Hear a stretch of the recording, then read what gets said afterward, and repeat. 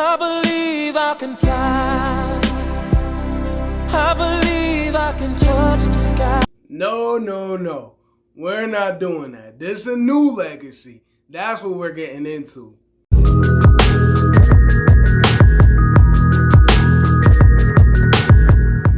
Welcome everybody, I'm RJ of The Nerdy Brew, and here on this channel we talk TV, movies, and everything in between, all while drinking a cup of coffee. Now if you like one of those things or all of those things, why don't you consider subscribing, and hit that notification bell, and becoming a fellow Brewster. So today, fellow Brewsters, we are doing a review coffee talk of Space Jam: A New Legacy.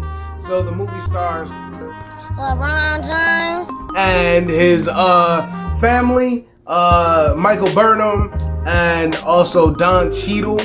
And so the premise of the movie is that it's LeBron James playing himself in a fictionalized world where that he's still him, he's still a known figure, he's still King James, and he's having this conflict and turmoil with his son, where he's going along with his pressures and his identity of being a great basketball player.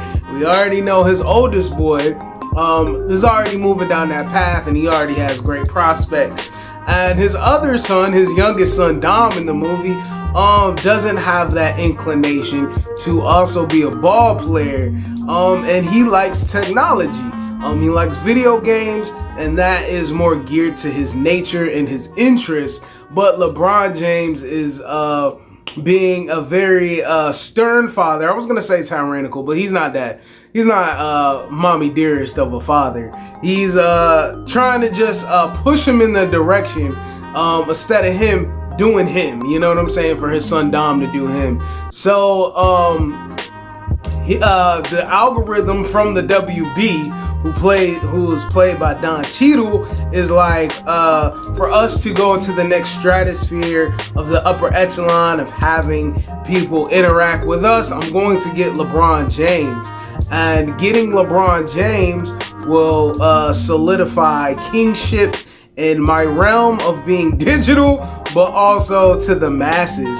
So he has that concept, that thought, that desire, and he ends up simulating an idea for them to come through and pitch a meeting. And through pitching that meeting, he's like, this is where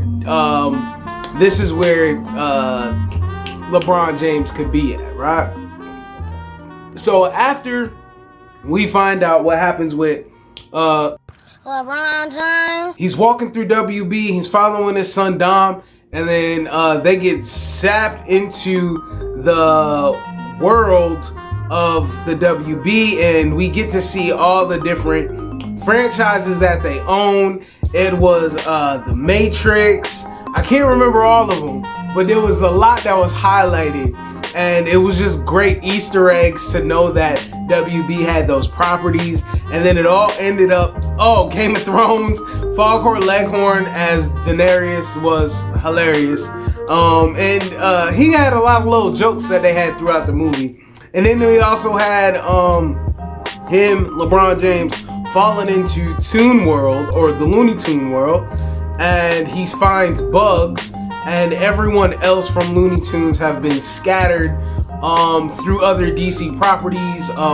Not DC, but Warner Brothers. But yes, we do see that he was with like Daffy Duck was with Superman, or all the others. Martian Manhunter comes, they abduct him in his ship, and that's what they're using to travel with to gather the Looney Tunes. But the reason why they grabbed the Looney Tunes is because for him to get Don Cheadle kidnapped his son as leverage for them to play the video game, so he could actually integrate and take LeBron James inside the game to be part of the algorithm forever, and whoever else is part of the game or viewing it or whatever, everybody gets sucked in. And it's a part of this game, and instead of using the Monstars like the first movie, even though they make a cameo, there was the new basketball players that were all-star team players, just like it was in the original Space Jam.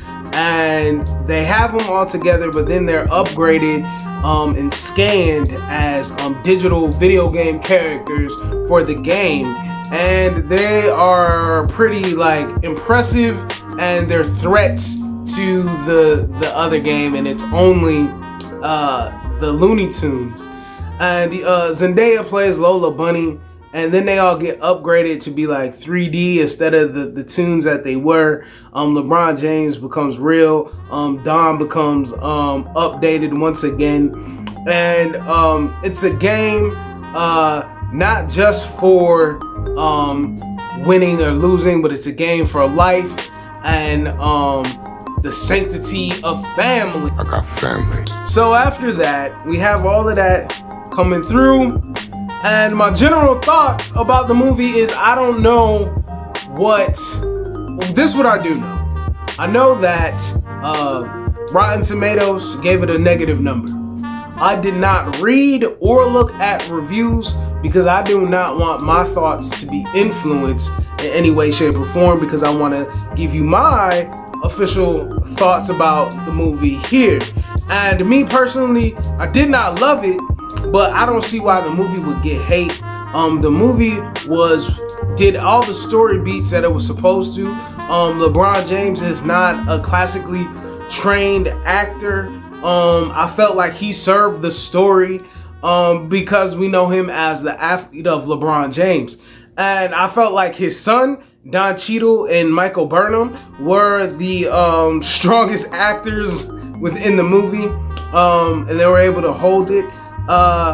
The Looney Tunes were just as entertaining as they always have been, knowing their place in entertainment and pop culture. So I had no problem with that. I thought the jokes and the references were timely, and I felt like they were very funny for me to at least get a chuckle. My daughter enjoyed it because the movie was very visual and very engaging. And she likes this one and The New Legacy over the previous one. And I felt like the movie had adequate storytelling. For example, the movie had the internal conflict between LeBron James and his son, and that he has to get his son, and they have to have a reconstruction or reconciling within their relationship. And then also they have the external conflict of Al G. Rhythm from Don Cheadle that is trying to take lives and destroy LeBron's, and whatever his scheme was, he was the problem for them, and the Looney Tunes and the rest of the WB and people around the world. And also with the other story beats, they had a part where it looked like all is lost. The low point for the characters where they have to regroup and have a resolve, and then through that there was a resolution, and that is competent storytelling, and the movie completed all of that. So everything that it was tried to do of being funny, being playing homage to the original, what came before it, improving on what came before it, it landed all of that. So with the critics that have a problem, I can't see why, because it's geared to the family. And that's where it was trying to do. Do I feel like, granted, there are better movies, I'm not gonna compare between the old one and the new one, but I will say, the Toy Story franchise, Wreck-It Ralph, classic Disney, Aladdin, Beauty and the Beast, Mulan, those kind of movies, those are well for everyone, even though they are geared to children. But I felt this movie was not excellent, you know what I mean? But the movie was fun, and I laughed a couple times. But I did love the WB references. You saw Game of Thrones, you saw Batman. They went into Bruce Timm's world of having Metropolis and Superman, and LeBron James was Robin and not Batman inside the WB world. It was nice to see the vintage Batman in the background. They had, you know, Eartha Kitt, and the old school Adam West Batman and his Robin. So just those nods. They had Danny DeVito's Penguin. They had a Clockwork Orange. All of those WB properties, they had it in the movie. So that made it engaging for me to even recognize those. But yeah, the movie doesn't have a low I mean, it is what it is. My favorite joke was the Michael Jordan joke. I'm not gonna spoil it because that takes away from what the punchline of the joke. But I would love to know your thoughts down in the comments below. Overall, I give the grade, since the movie was fine, it was adequate. It's a good 6.6. I give it a 6.6. That's the Nerdy Brew grade. Because it wasn't trash. But it wasn't, you know, extravagant either. But it delivered on what it was supposed to do, so I don't understand where the hate of it comes from. But I truly liked it. I don't need to see LeBron act again, but I'm not even gonna tell him just play the game. But you know, it's a free world out there. You don't have to be boxed in to whatever anybody else tells you to do, and that's kind of the point of the movie too. He didn't want to box his son Dom into being just a basketball player. What he wanted, you know, he ended up breathing life into his passions, and I think that is what parents need to do for the future of their children, to be functioning adults. But yeah, that's just me putting that out there. I would love to know your thoughts down in the comment box below. Please like, share, comment, and subscribe. And I'm going to bring this video to an end. And I want you to be you, do you, see the bigger picture. Have a fantastic day, because you deserve it. This is that channel. Peace.